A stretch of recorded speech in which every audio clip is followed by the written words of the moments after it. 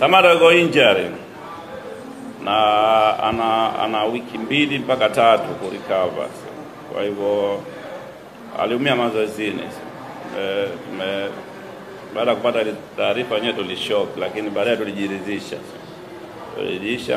Of course kwa performance ya Samata sasa hivi tulikuwa tunahitaji kuliko wakati wote ule, sio ukilinganisha na performance yake.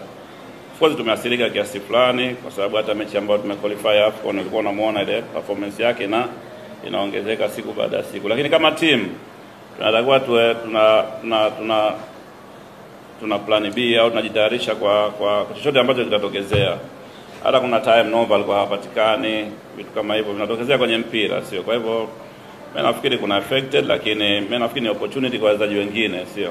Ambao watapata nafasi kuweza kuitumia vizuri hii nafasi, na naamini tunao vijana ambao wana upcoming nzuri tu. Kwa hivyo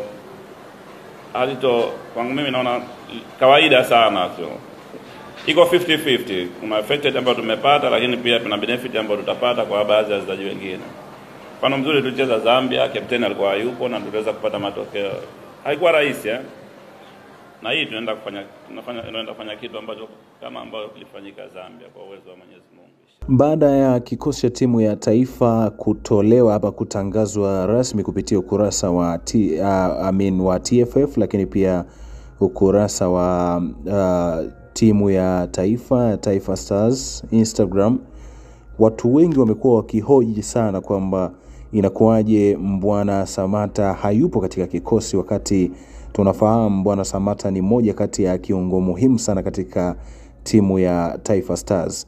Sasa swala ni kwamba ni kweli kwamba kikosi cha timu ya Taifa Stars ambacho kitaingia kambini kujiandaa na mchezo wa kufuzu kombe la dunia mwaka 2026 dhidi ya Morocco kimeshatangazwa, na sababu ambazo zimetajwa kwa nini Mbwana Ali Samata hajawekwa ama hayupo katika kikosi zimezungumzwa na kocha wa Taifa Stars Hemed Suleiman, ambaye yeye amezungumza kwa undani zaidi kwamba sababu ya Mbwana Ali Samata kutokuwepo katika kikosi hicho sio maamuzi ya benchi la ufundi, wala sio maamuzi ya mchezaji, wala sio maamuzi ya timu ambayo Mbwana Samata anachezea, lakini ni sababu kubwa ni swala injury ambayo Mbwana Samata alipata akiwa katika uwanja wa mazoezi, wakiwa katika mazoezi tu ya kawaida, wakiwa huko kambini kwao katika timu yake anayoichezea.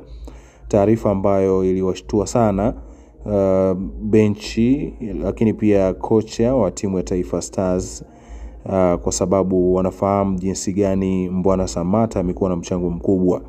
Japokuwa kuna watu wengine ambao wamehusisha kwamba kwa sababu kuna muda zilizuka tetesi kwamba Mbwana Ali Samata ameandika barua ya kuomba kuondolewa kabisa ama kutoshiriki katika timu ya taifa, tetesi ambazo zilizuka mwaka jana.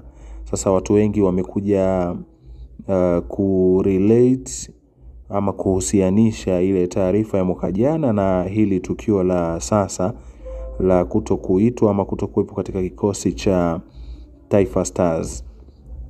Sasa tunafahamu kwamba inapotokea mchezaji muhimu sana hayupo katika kikosi cha timu fulani kama ilivyokuwa Taifa Stars, tunafahamu jinsi gani timu inavyopata hasara, lakini pia inavyokosa ile motisha. Kwa hiyo kumuita Samata maana yake ni kwamba ni hasara kubwa kwanza kwa timu ya Taifa Stars, lakini pia ni maumivu kwake mwenyewe Mbwana Samata, kwa sababu tunafahamu yeye mwenyewe jinsi gani alivyokuwa mzalendo anavyoipambania Taifa Stars, japokuwa muda mwingine watu wengi wanamsema vibaya kwamba haleti matokeo yanayohitajika kama vile anavyofanya katika hiyo timu yake anayoichezea huko. Lakini tunafahamu timu inaundwa na wachezaji wengi, kwa hiyo inawezekana kuna utofauti tu wa wachezaji ama aina ya wachezaji ambao wapo katika timu ya Taifa Stars na ile ambayo wapo katika timu yake anayoichezea huko. Sasa swala ni moja, labda tufahamu ni wachezaji gani ambao wamepata nafasi. Lakini kabla ya kujua wachezaji, naomba ni muache kocha Ahmed Suleiman atuambie sababu kwa undani, yeye kwa upande wake pamoja na benchi la ufundi watuambie nini kimetokea mpaka Mbwana Ali Samata mpaka sasa hajaandikwa ama hayupo katika kikosi cha timu ya Taifa Stars. Kwanza wachezaji ambao wameitwa ni kuna Yakub Suleiman kutoka JKT Tanzania, yupo Ali Salim kutoka Simba, hao ni magoli kipa. Tunaona kuna baadhi ya wachezaji ambao wapya wameingia, lakini pia wengine ni wale ambao wapo na wanaitwa mara kwa mara. Lakini pia kuna Hussein Masaranga, tuna Shomari Kapombe kutoka Simba, kuna Lusajo Moikenda kutoka Azam FC, kuna Mohamed Hussein kutoka Simba, kuna Pascal Msindo kutoka Azam FC, kuna Miraji Abdalla kutoka Coastal Union, kuna Ibrahim Abdullah Baka kutoka Young Africans, lakini pia kuna Dickson Job kutoka Young Africans, kuna Abdrazaki Mohamed kutoka Simba, kuna Ibrahim Ame kutoka Mashujaa, kuna Haji Mnoga kutoka Salford City ya kule Uingereza, lakini pia tuna Novatus Dismas Miroshi kutoka Göztepe ya Uturuki, kuna Mudathiri Yahya kutoka Young Africans, kuna Yusuf Kagoma kutoka Simba, kuna Faisal Salum kutoka Azam FC, kuna Chazi Mbombwa kutoka Newcastle United Jets ya kule Australia, kuna Kip Dennis kutoka Simba, lakini pia kuna Simon Msuva kutoka Al Talaba ya kule Iraq, kuna Clement Mzize kutoka Young Africans, lakini pia tuna Idi Suleiman kutoka Azam FC, tuna Suleiman Mwalimu kutoka Wydad Casablanca ya kule Morocco, lakini pia tuna Kevin John kutoka Aalborg BK ya kule Denmark. Hii ni listi ya wachezaji ambao wameitwa katika timu ya taifa ya Taifa Stars nchini Tanzania, ambayo ipo kwa ajili ya kujiandaa na mchezo wa kufuzu kombe la dunia mwaka 2026 utakaochezwa dhidi ya Morocco.